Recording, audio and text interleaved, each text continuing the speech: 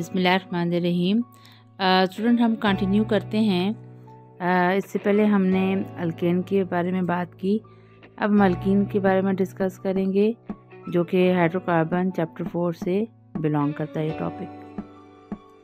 Alkenes हैं basically ये hydrocarbons हैं, और ये हाइड्रोकार्बन्स की सेकंड क्लास है अल्कीन्स, और इनमें कार्बन कार्बन के दरमियान डबल बॉन्ड पाया जाता है। अल्कीन जो होगा, इनकी अगर होमोलॉगस सीरीज़ पे गौर किया जाए तो ये सीरीज़ जो होमोलॉगस सीरीज़ है अल्कीन की, इसमें ये चीज़ समझ आती है कि कार्बन कार्बन के दरमियान डबल बॉन्ड पाया जाएगा। इनका जनरल फार्मूला CnH2n होगा, where n is the number of the carbon atom found in the compound। तो फिर हमें हाइड्रोजन का नंबर इसकी जनरल फार्मूला CnH2n से मालूम हो जाएगा। वीडियो को पॉज करके आप ये देख सकते हैं कि अगर हमारे पास 11 है तो कार्बन 11 हो तो हाइड्रोजन 22 कैसे आया, और अगर हमारे पास कार्बन 13 है या 32 है या 21 है तो हाइड्रोजन का ये फार्मूला कैसे बना। जनरल फार्मूला CnH2n के ज़रिए आप इस एक्टिविटी को सॉल्व कर सकते हैं। सबसे सिंपलेस्ट मेंबर जो अल्कीन सीरीज़ का है वो इथीन होता है, ठीक है। और इथीन जो है ये 2 कार्बन एटम होते हैं, इनके दरमियान डबल बॉन्ड पाया जाता है, और कार्बन की वैलेंसी जो है वो 4 होती है, और कार्बन अपने रिमेनिंग 4 बॉन्ड को हाइड्रोजन के साथ मिलके मुकम्मल कर लेता है।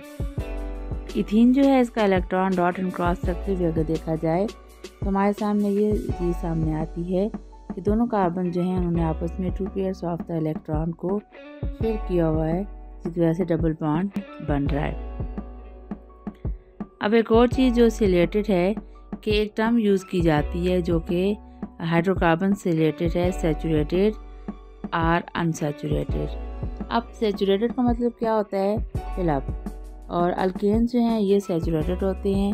इसका मतलब क्या है कि हर एक जो कार्बन एटम है वो ऑलरेडी उसके पास 4 बॉन्ड थे जो कि उसने यूज़ कर लिए, चाहे कार्बन के साथ उसने बॉन्ड बनाया है या हाइड्रोजन के साथ बनाया है। No other atom can be added, ये सैचुरेशन इसे कहा जाएगा।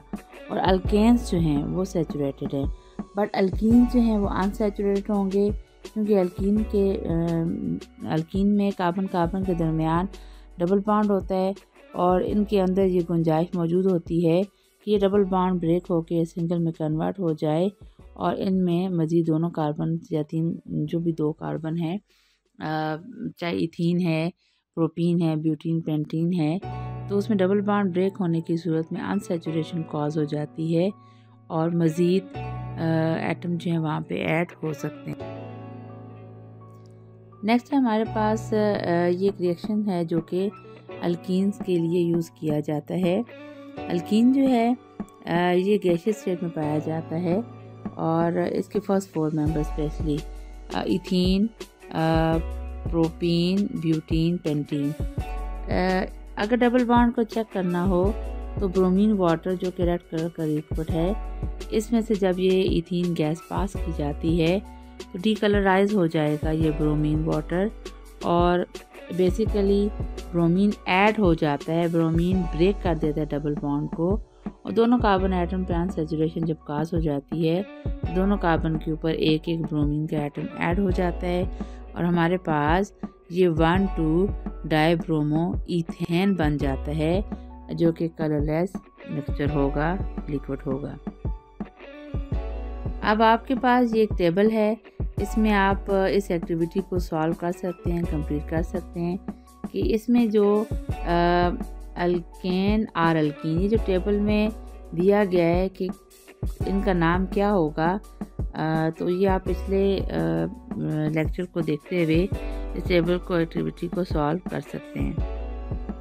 या आपने कंपाउंड्स को देखते हुए बताना है ये इनमें डबल बॉन्ड है या सिंगल बॉन्ड, ये अल्केन है या अल्कीन्स है। Industrial manufacturing and uses of the alkyne.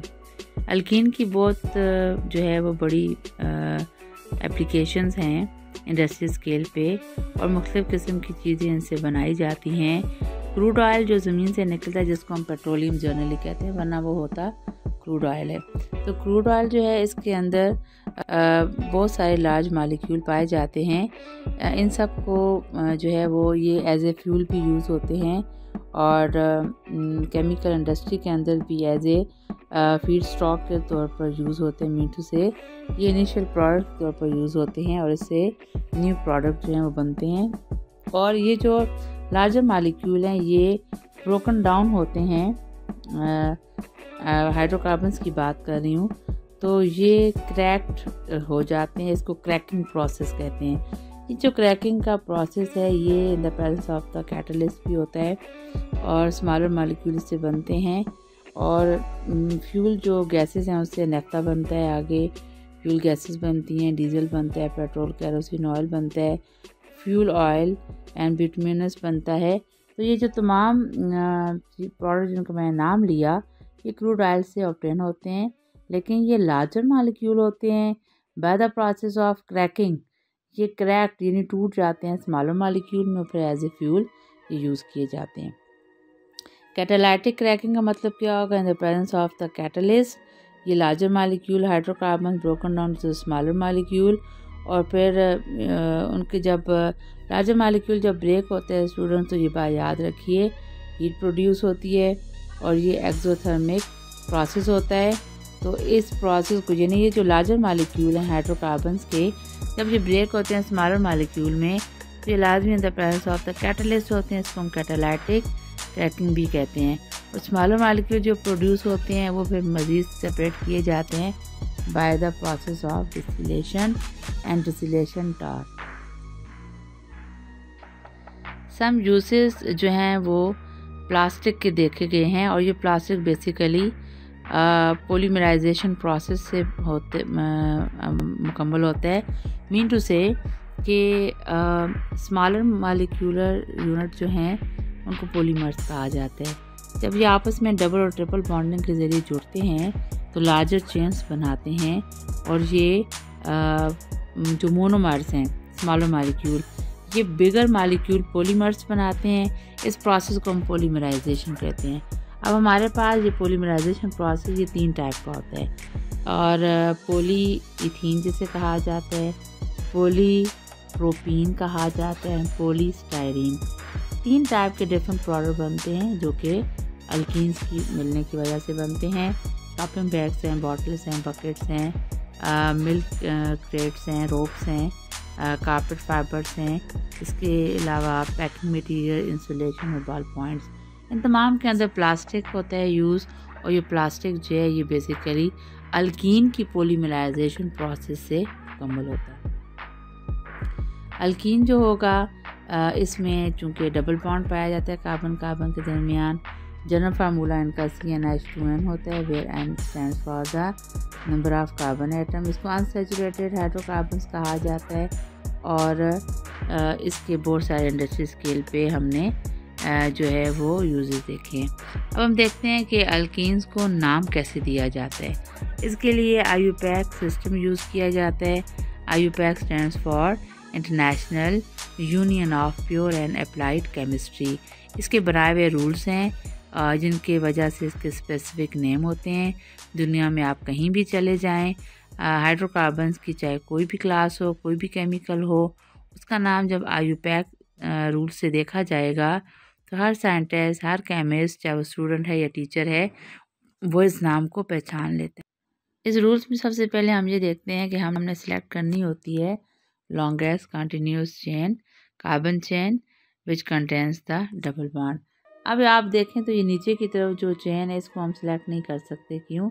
इसमें डबल बॉन्ड नहीं है। हमने ये नोमेनक्लेचर IUPAC सिस्टम हम किसके लिए कर रहे हैं? अल्कीन के लिए कर रहे हैं। तो कंपाउंड के अंदर जहाँ पे डबल बॉन्ड पाया जाएगा हम उस पोर्शन को साथ मिलाएंगे और हम लॉन्गेस्ट चेन को सिलेक्ट करेंगे।